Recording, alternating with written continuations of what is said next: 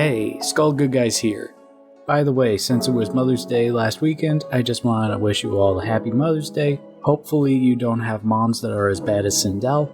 Though if you do, can you tell her to hit me up? I don't think so. Anyway, recently there's been a lot of commotion over the latest video game adaptation, Mortal Kombat 2. The sequel to what I feel was a relatively mediocre film, the first Mortal Kombat back in 2021. However, unlike that movie, I feel that Mortal Kombat 2 is a significant improvement and may actually be one of the better video game movies out there. And before I start the review, just wanted to let you know that I will not be putting in any footage from the movie or the trailers, and I'm not being paid by Warner Brothers or anyone to say anything nice. I am actively trying to get the copyright system to not be on my ass, so please bear with me.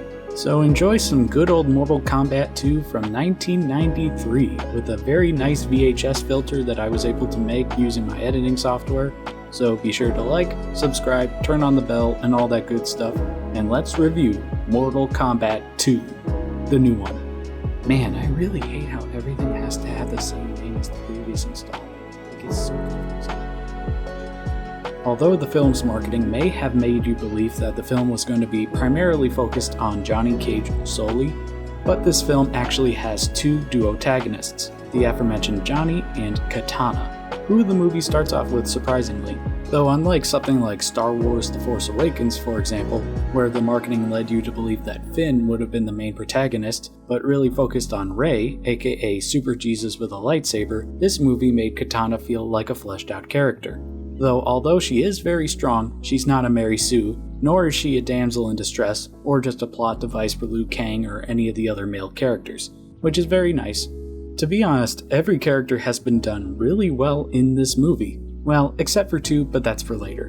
And the lead actress, Adeline Rudolph, just nailed the character of Katana, easily feeling as if she was ripped from the games themselves. Although I'm a very casual Mortal Kombat fan, so for you hardcore MK fanatics, you might feel a little differently on how these characters are interpreted in this film, but I'd say that you will be pleasantly surprised with how this turned out.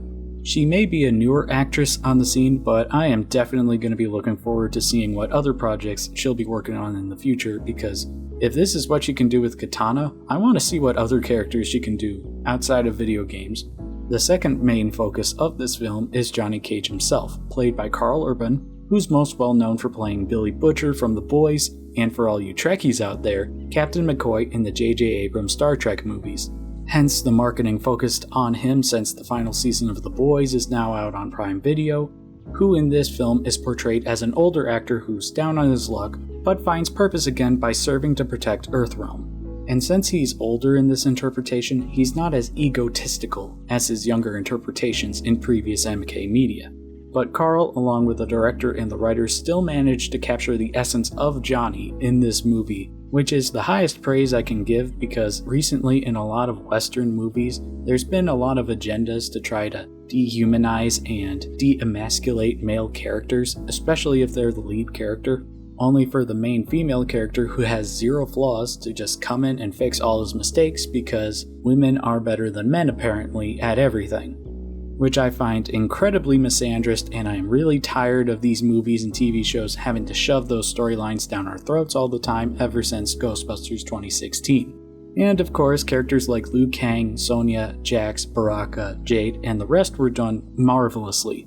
Way better than the last movie, mind you, which I felt was more of like a generic action movie, one that can easily distance itself from Mortal Kombat. Like, you can get rid of Scorpion and Sub-Zero, and for the most part, you could probably pass that movie off as just a stereotypical action flick, just with some light Mortal Kombat elements. The movie is gruesome, yet colorful and corny at the same time, which perfectly encompasses the feel of Mortal Kombat, which I felt the first movie kinda failed to do, with some of the stages from the original Mortal Kombat games being fully realized as in-film environments. So if you grew up in the 90s in the arcades playing these games, you will feel immense glee. Not to mention that they really took the gameplay of Mortal Kombat and made it flow wonderfully into live action, even making references at the end of the fights where you're given the chance to finish your opponents with fatalities. Speaking of fatalities, although they may not have been as gruesome as the more recent Mortal Kombat games, they're still pretty gnarly, with the worst one being shown as someone being sliced right down the middle.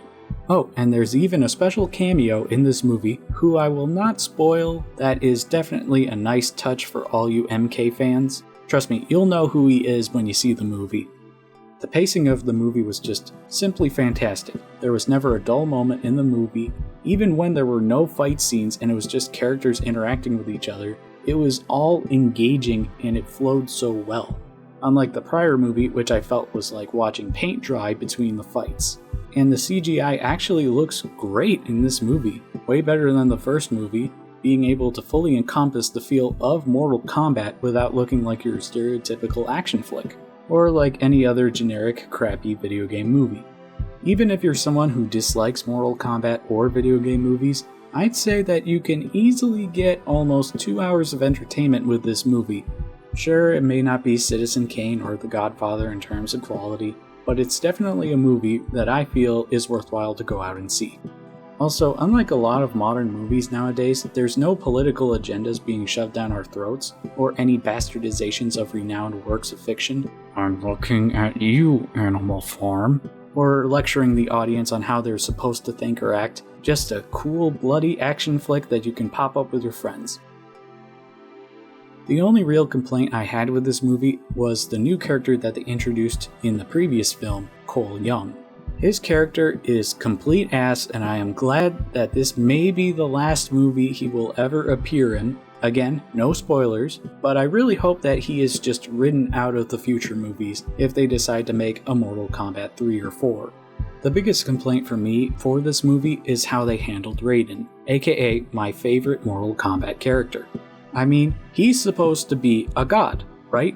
The god of thunder to be more specific. Yet he was just treated as a plot device for the entire movie and is somehow one of the weakest characters in the whole movie, only to be shown to have immense power out of the blue at the very end of the movie because the directors forgot that he's supposed to be an all-powerful being, and had to retcon this oversight at the very last minute, which is really, really stupid in my opinion.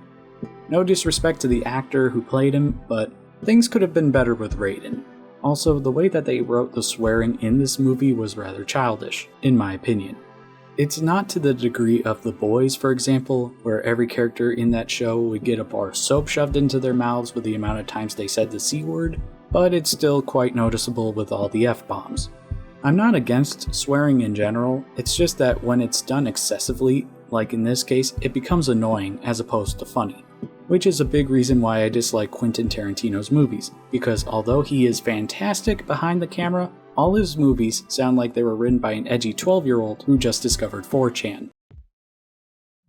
Overall, I'd say that Mortal Kombat 2 2026 may be the best Mortal Kombat movie to date, which really isn't saying much considering how crappy the past Mortal Kombat films have been over the past few years, with the only decent movie being the 1995 Mortal Kombat movie, even though they made it PG-13 so 90s kids would not be encouraged to sneak into an R-rated movie. In terms of being an action movie, I'd say it's above average. It's not Bloodsport or Ip Man, but it's definitely worth a watch. As a video game movie, I'd easily say that this is one of the better attempts to adapt the medium into a cinematic experience. Father, the merger has begun. Earth is under attack, and it is glorious! Though to me, the best video game adaptation of all time will forever be Street Fighter II, the animated movie. So yeah, pretty high bar to top. Thank you for watching my review. Remember to support your locals, make your bed, eat a vegetable, and I'll see you all again next time. GG's.